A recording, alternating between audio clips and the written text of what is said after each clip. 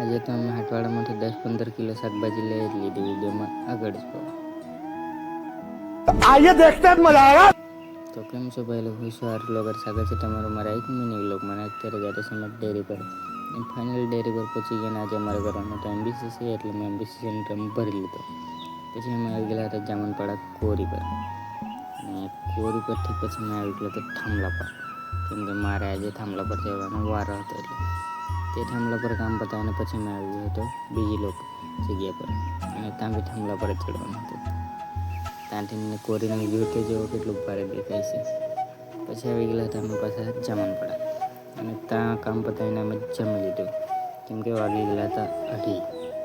પછી જમીને અમે આવી ગયેલા હતા બીજી લોકેશન પર, અને ત્યાંથી આવી ગયા અમે ડાયરેક્ટ ટોલુંગર પેટ્રોલ પંપ પર, અને ત્યાંથી ડીઝલ નખાવી લીધું. પછી આવી ગયો મેં ડેરી પર, અને ડેરી પરથી ટ્રેક્ટર મૂકીને આવી ગયો ઘરે, અને ઘરે આવીને અમે પહોંચી ગયા હતા હાટવાડામાં. આજે તો શનિવાર હતો. પછી મેં હાટવાડામાં પહોંચીને એક મસ્ત ટમેટો ખાઈ લીધું. પછી અમારે હાટવાડાની ફેમસ પાણીપુરી ખાઈ લીધી. પછી અમે 5-10 કિલો શાકભાજી લઈને નીકળી ગયા ઘરે જવા માટે. આજના માટે આટલું જ.